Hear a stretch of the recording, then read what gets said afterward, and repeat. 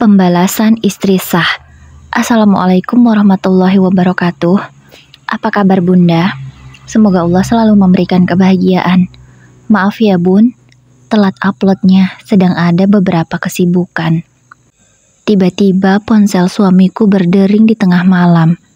Aku yang terkejut pun terbangun karena suara ponsel itu.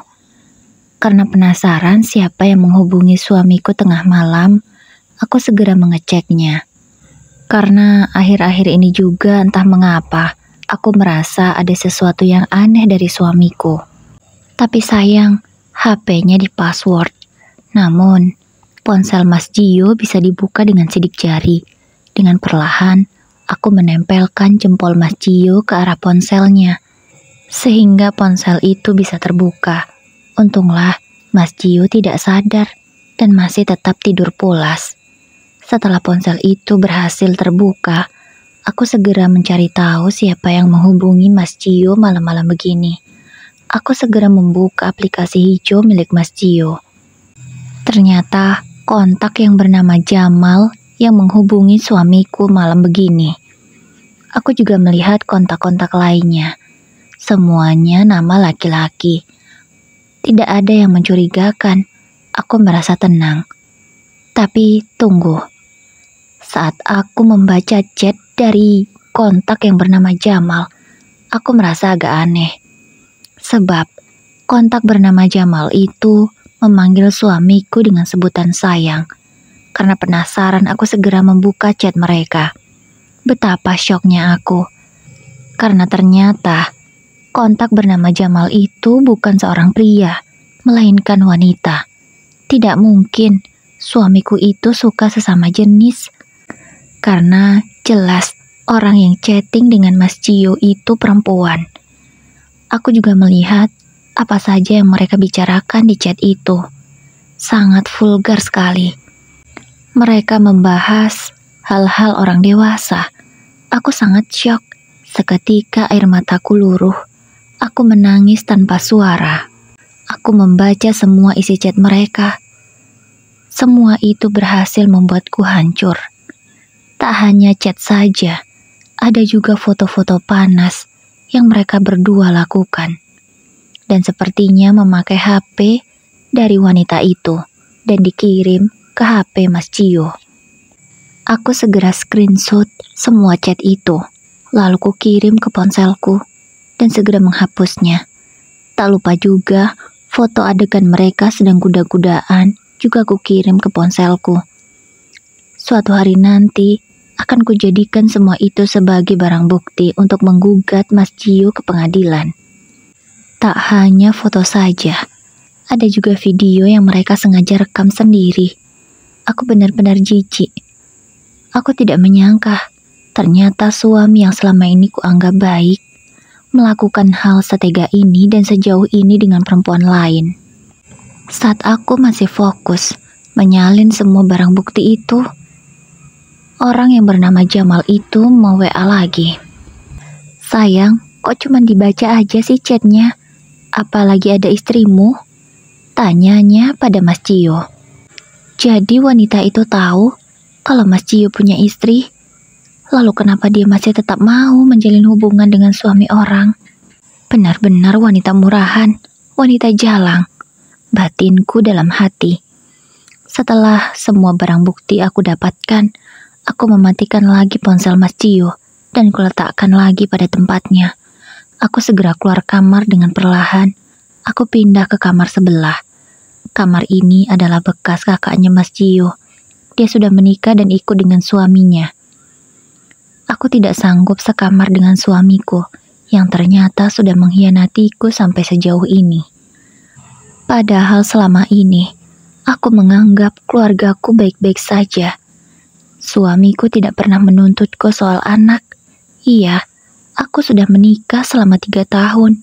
Namun, aku belum kunjung hamil.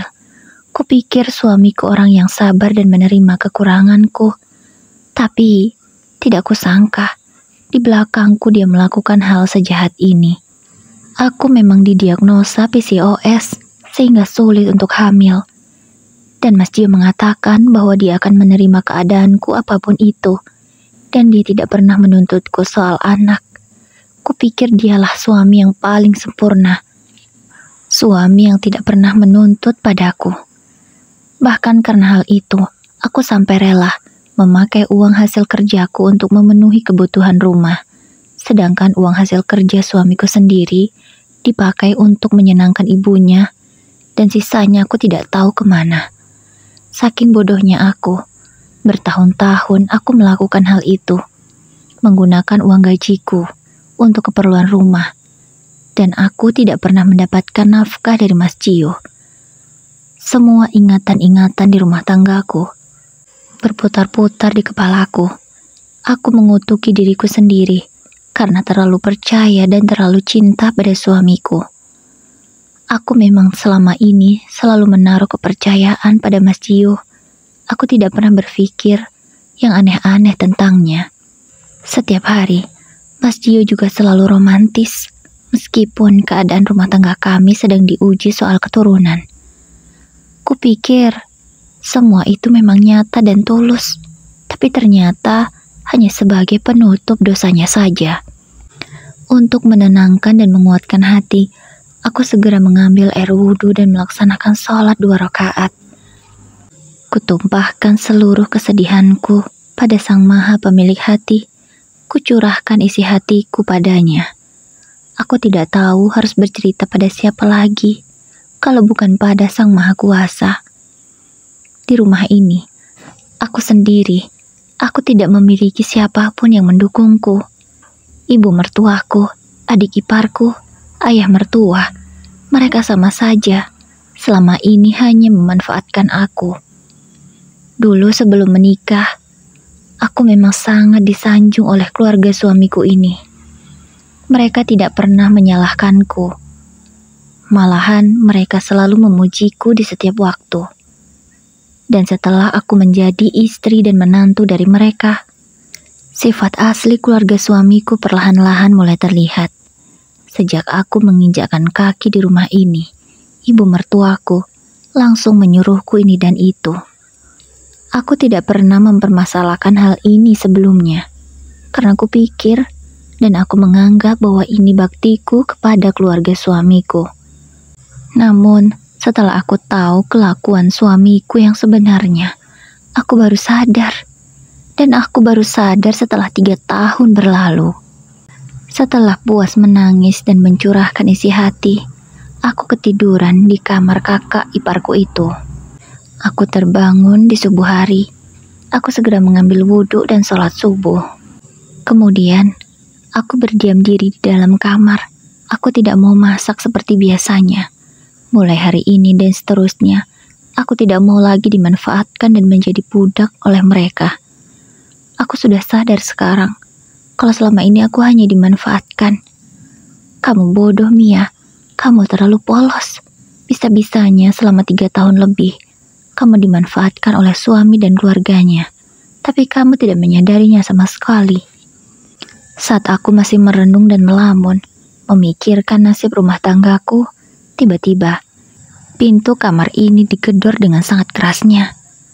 Aku berusaha mengabaikan, walaupun sebenarnya kupingku sangat terganggu dan panas. Mia, kamu ini tidak tahu waktu apa? Ini sudah jam 7, tapi kamu malah belum keluar kamar dan belum masak sarapan untuk kami semua. Lihat, adikmu, suami, dan juga ayah mertuamu sudah mau berangkat. Kamu malah belum menyiapkan apapun. Teriak ibu mertuaku dari luar. Aku masih berusaha mengabaikan, walaupun rasanya ingin sekali memaki-maki dan membalas ucapannya. Tapi aku masih ingat bahwa ibu mertuaku itu juga orang tua. Aku harus tetap berlaku sopan. Tapi semakin kudiamkan, semakin banyak cacian dan makian yang keluar dari mulut ibu mertuaku. Walaupun sebenarnya hal ini sudah terbiasa aku dapati sehari-hari, tapi rasanya tidak tahan juga. Aku pun memutuskan untuk membuka pintu. Ingin kuhadapi mereka semua. Aku tidak peduli lagi sekarang. Aku bukan Mia yang lugu dan polos, yang bisa diperdaya dengan mudah. Aku Mia yang baru, Mia yang akan membalas kejahatan kalian selama ini. Ada apa sih, Bu? Kenapa berisik pagi-pagi? Ganggu orang istirahat aja, ucapku dengan ketus. Kamu ini menantu tidak tahu diri ya. Kamu itu numpang di sini. Enak-enakan kamu jam segini belum keluar dari kamar. Sudah tahu kalau pagi harus ada sarapan. Kamu malah enak-enakan tiduran. Dasar menantu tidak bisa diandalkan, ucap Bu Fitri, ibu mertuaku. Dengar ya, Bu. Aku bukan Mia yang bisa ibu perdaya terus-menerus. Aku Mia yang baru. Aku tidak akan lagi memasak untuk orang yang ada di rumah ini. Aku juga akan menuntut hakku selama ini yang tidak pernah Mas Gio berikan padaku, nafkah lahir. Selama 3 tahun aku menikah dengannya, tidak pernah sepeser pun dia memberikan uang untukku. Semua kebutuhan di rumah ini pakai uang hasil kerjaku. Apa yang kalian makan itu juga dari uangku. Harusnya kalian berterima kasih padaku. Bukannya malah memanfaatkanku seperti ini. Andaikan anakmu itu baik padaku, aku tidak akan pernah berkata kasar seperti ini padamu, Ibu Fitri, ucapku sembari ku tatap tajam ibu mertuaku itu. Beliau merasa takut dengan tatapan tajamku. Dia mundur 1 langkah. Namun, aku terus saja melanjutkan kalimatku. Bu, kamu sebagai ibu dari anak yang kamu banggakan selama ini seharusnya bisa menasehati dia. Apakah pantas seorang laki-laki yang sudah beristri berselingkuh dengan wanita murahan, wanita jalang? Seharusnya kamu sebagai ibu bisa mengingatkan anakmu untuk tetap pada jalan yang benar. Bukannya malah membiarkannya seperti itu, ucapku lagi dengan tegas. Apa maksudmu, Mia, berkata seperti itu? Enak saja kamu menuduh anakku tidak setia. Anakku itu setia. Aku selalu mendidiknya dengan benar. Makanya dia sangat berbakti padaku.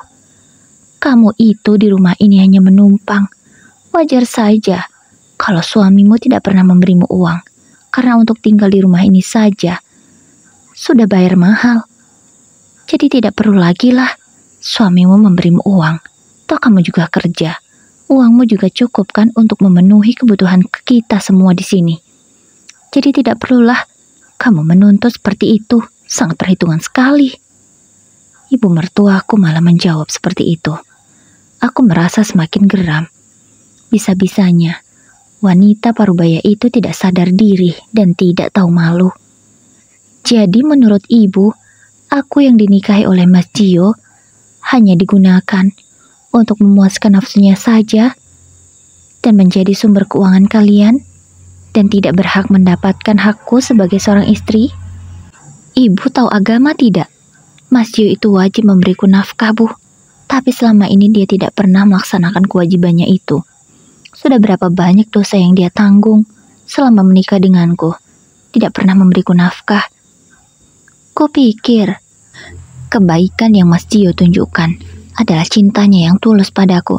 Tapi ternyata tadi malam aku malah menemukan fotonya tidak senonoh dengan seorang wanita murahan. Dan ibu tahu kan hal itu? Aku sudah tahu, Bu, kalau ibu itu sudah tahu perselingkuhan Mas Gio sejak lama. Tapi ibu memilih diam dan menyembunyikannya kan? Aku tahu dari ponsel Mas Gio sendiri. Karena Mas Gio ada chat ke ibu dan memberitahu ibu kalau Mas Gio pulang telat. Bukan karena pekerjaan, melainkan ingin bertemu dengan wanita murahan itu kan? Yang bernama Jenny. Ucapku lagi dengan tegas sembari ku tatap tajam lagi ibu mertuaku. Tidak, Mia. Ibu tidak pernah tahu hal itu kok. Kamu salah kali, ucap ibu mertuaku. Dia terlihat sangat gugup, bahkan menjawabnya pun sampai tergagap. Aku yakin, pasti dia ketakutan sekarang. Ibu, jangan ibu pikir aku tidak tahu. Aku sudah tahu semuanya. Sudah lama, Mas Gio punya hubungan dengan wanita itu kan? Wanita yang bernama siapa tadi? Jenny. Ya, wanita yang bernama Jenny. Dan di kontak HP Mas Cio diberi nama Jamal. Mungkin maksudnya biar aku tidak curiga. Tapi Bu, aku tidak sebodoh itu. Aku bisa menebak siapa yang sungguh dan siapa yang palsu. Tidak, Mia. Tidak seperti itu. Elak ibu mertuaku lagi. Tak lama kemudian, Mas Cio yang baru bangun keluar dari kamarnya dan menghampiri kami berdua. Ada apa sih pagi-pagi sudah ribut? Kamu kenapa sih, Mia? Ngomong sama ibu kok gak sopan banget. Kamu gak boleh kayak gitu dong, ucap Mas Cio, berusaha menenangkanku. Tapi aku terasa muak. Semua yang ia katakan selama ini adalah palsu. Sudahlah Mas, kamu tidak usah berpura-pura baik. Aku sudah tahu kelakuanmu yang asli. Aku sudah tahu perselingkuhanmu dengan wanita bernama Jamal. Ucapku menyindir. Maksudmu apa sih? Aku gak ngerti. Mana mungkin aku selingkuh dengan laki-laki, Mia? Tidak mungkin juga aku selingkuh darimu. Kamu jangan aneh-aneh. Aku itu suami yang setia. Kamu jangan menuduhku macam-macam dong, Mia. Ucap Mas Cio lagi berusaha berkata dengan lembut. Namun, aku tidak lagi percaya. Oh, jadi kamu tidak mungkin selingkuh dariku, Mas? Lalu, semua yang aku dapatkan bukti-bukti ini apa? Apakah ini juga bohong? Atau ini hanya editan saja? Tapi rasanya tidak mungkin. Ada orang yang menyimpan video tidak senonoh di ponselnya. Dan kalau orang yang ada di video itu bukan dirinya sendiri, itu rasanya mustahil, Mas. Aku segera mengambil ponselku dan kutunjukkan bukti yang aku dapatkan tadi malam. Mata Mas Cio melotot ke arah ponselku. Mungkin dia sangat tidak menyangka bahwa aku bisa menemukan bukti itu. Mas Cio akan merampas ponselku, tapi aku segera menariknya dan segera aku selamatkan. Tidak akan pernah bisa kamu mendapatkan ponselku ini, Mas. Aku akan segera membawa ponsel ini ke pengadilan dan menggugat cerai kamu. Tak hanya ke pengadilan saja, Mas. Tapi aku juga akan membawa ini ke kantor polisi. Aku tidak terima. Kamu sudah membohongiku selama ini. Aku selama ini baik sama kamu, Mas. Bahkan tidak kamu beri nafkah pun aku ikhlas. Karena aku pikir kamu benar-benar mencintaiku. Tapi ternyata tidak, Mia. Itu bukan Mas. Itu bohong. Tolonglah percaya sama Mas, Mia. Mas gak mungkin selingkuh sama wanita murahan seperti itu, ucap Mas Cio dengan ekspresi ketakutan. Aku semakin muak dengan ucapannya itu. Rasanya aku ingin menonjok mulutnya berkali-kali. Tapi tanganku terlalu bersih untuk mengotori dengan melakukan hal itu. Aku tidak lagi mau mendengar apapun dari kamu, Mas. Kamu memang lelaki tidak tahu diri, tidak bertanggung jawab, murahan, dan tidak punya iman, ucapku dengan tegas. Namun sedetik kemudian, Mas Cio mendaratkan telapak tangannya di pipiku. Aku hampir saja tersungkur, namun untung saja aku masih sempat berpegangan pada tembok. Kamu kenapa, Mas, menamparku? Apakah yang aku katakan salah? Tapi tidak apa, Mas. Aku bisa jadikan tamparanmu ini sebagai barang bukti tambahan. Aku tidak akan membiarkan kamu bisa bebas begitu saja, teriakku pada Mas Cio. Namun laki-laki itu malah mencengkram tanganku dengan erat. Aku berusaha melepaskannya, tapi cengkraman tangannya jauh lebih kuat daripada tenagaku. Bu, tolong aku, Bu. Ambilkan tali.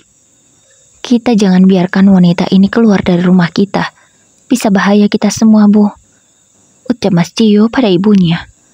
Kamu mau ngapain, Mas? Kamu jangan macam-macam. Kamu bisa mendapatkan masalah jauh lebih besar dari ini, ucapku mengancam. Tapi Mas Cio tidak bergeming. Tak lama kemudian, ibunya sudah datang membawa tali. Aku segera diikat oleh Mas Cio dan dimasukkan ke dalam kamar.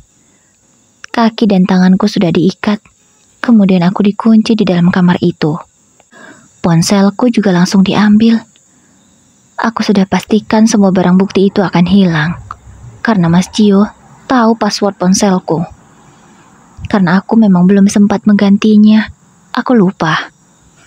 Tak lama kemudian, Mas Gio masuk lagi ke dalam kamar ini. Dia mendaratkan tangannya lagi beberapa kali di pipiku dan bagian tubuh lainnya, seperti tangan, kaki, dan juga punggung. Tak hanya telapak tangan, boga mentah juga beberapa kali aku terima. Aku benar-benar sudah hampir mati di sana. Tapi aku berusaha untuk tetap sadar. Aku tidak boleh mati sia-sia. Setelah aku merasa tidak sanggup lagi menahan semua itu, aku memohon pada Mas Gio. Mas, ampun Mas, aku tidak kuat lagi. Tolong Mas, jangan biarkan aku mati. Maafkan aku. Aku janji, tidak akan melaporkanmu ke polisi. Tapi tolong Mas, lepaskan aku. Ucapku dengan lemah. Benar, kamu gak akan laporin aku ke polisi? Kalau sampai kamu nekat keluar dari rumah ini, maka kamu mungkin tidak akan lagi hidup di dunia ini, ucap Mas Gio dengan tegas. Ya Mas, aku janji, aku tidak akan melaporkanmu ke polisi. Tolong Mas lepaskan aku sudah tidak kuat, ucapku lagi. Tak lama kemudian, Mas Gio keluar dari kamar. Aku tidak tahu dia mau kemana. Namun, dia kembali lagi dengan membawa sebuah gunting. Kupikir dia akan melakukan hal yang jauh lebih nekat, tapi ternyata Mas Gio melepaskan taliku dengan gunting itu. Setelah berhasil lepas, aku segera merebahkan tubuhku di atas kasur. Aku berpura-pura tidur. Mungkin Mas Gio mengira aku pingsan, sehingga dia lalu meninggalkanku begitu saja. Tentu hal ini tidak akan aku sia-siakan. Aku segera mengambil kesempatan untuk kabur dari rumah mertuaku ini. Aku sebenarnya sangat takut.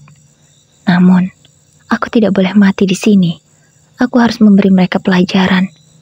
Barulah aku bisa hidup tenang. Setelah aku celingak-celinguk memastikan kondisi aman, aku segera kabur lewat jendela. Aku melompat cukup tinggi karena kamar kakak iparku ini ada di lantai 2. Namun untunglah aku bisa mendarat dengan selamat, walaupun kakiku sedikit terkilir. Mungkin jaraknya sekitar 3 meteran lebih. Untunglah tubuhku masih baik-baik saja dan bisa diajak berlari. Aku segera berlari sekuat tenagaku. Aku langsung ke jalan raya, mencari bantuan. Untunglah aku bertemu dengan tukang ojek. Dia merasa iba melihat kondisiku yang babak belur. Dia tahu bahwa aku sedang tidak baik-baik saja.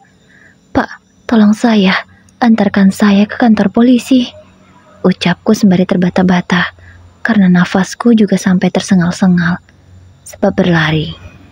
Iya Neng, ayo naik, cepat, ucap bapak itu tanpa banyak bertanya. Aku sangat bersyukur sekali.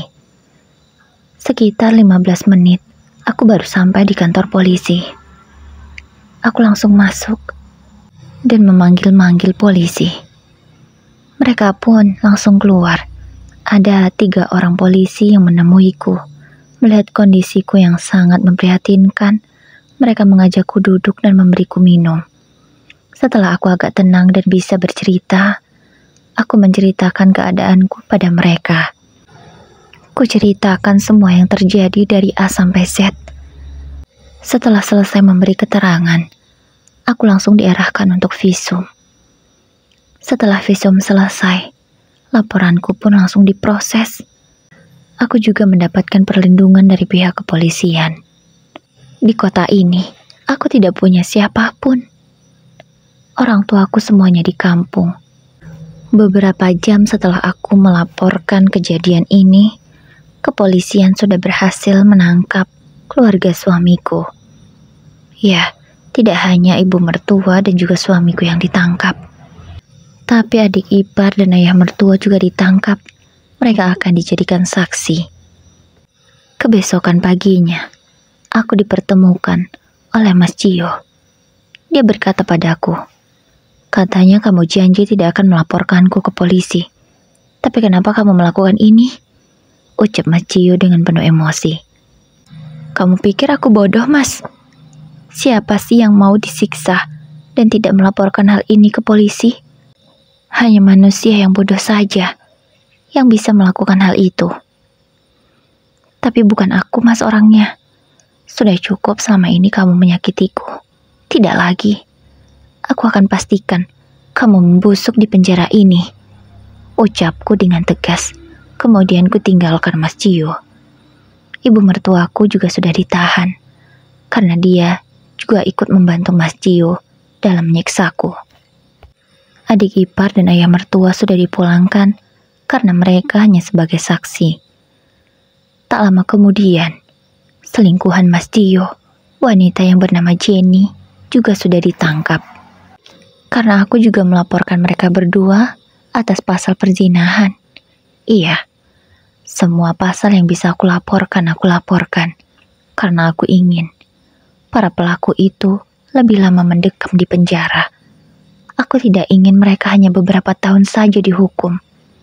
Aku ingin Mas Cio mendapatkan hukuman yang setimpal. Aku bersyukur luka-luka di tubuhku ini cukup parah, sehingga suamiku itu bisa dihukum jauh lebih lama. Aku juga sudah melaporkan Mas Cio pada kantornya. Tentulah Mas Cio sudah dipecat secara tidak hormat. Mas Cio juga tidak bisa membayar pengacara, sebab dia tidak memiliki tabungan sama sekali. Iya, uang hasil kerjanya selama ini digunakan untuk menyenangkan ibunya dan memberi uang untuk wanita selingkuhannya itu. Sehingga berapapun yang ia dapatkan setiap bulan tidak pernah cukup, malahan selalu kurang. Atasan Mas Cio malah menemukan fakta yang mencengangkan. Perusahaan tempat Mas Cio bekerja menemukan kejanggalan. Ternyata selama Mas Cio menjabat sebagai manajer keuangan, banyak sekali uang keluar yang tidak jelas. Pasti uang itu dipakai untuk keperluan pribadi oleh Mas Cio. Perusahaan tentu langsung melaporkan hal ini juga. Aku yakin akan semakin lama sekali hukuman Mas Cio nantinya. Rasakan kamu, Mas. Semua kejahatan dan kebohonganmu sudah terungkap. Siap-siap saja kamu mendekam di penjara ini dalam waktu yang lama. Gumamku dalam hati. Setelah urusan di kantor polisi bisa ku tinggal, aku lanjut mengurus surat perceraian ke pengadilan. Tentulah prosesnya akan segera selesai karena alasan dan bukti-buktinya sudah kuat.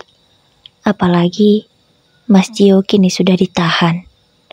1 bulan kemudian, proses persidangan sedang berjalan. Kini tiba saatnya putusan akan ditetapkan. Ibu Fitri terkena hukuman beberapa bulan penjara. Sementara Mas Cio, dia dipenjara selama 10 tahun. Sebenarnya hukuman itu menurutku belum sepadan dengan apa yang aku alami.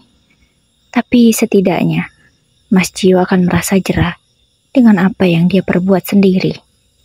Begitulah kisahku. Sangat mengerikan, bukan? Semoga kita semua mendapatkan pasangan yang baik dan penyayang, setia, dan tidak kasar. Bahagia selalu, Bunda. Wassalamualaikum warahmatullahi wabarakatuh.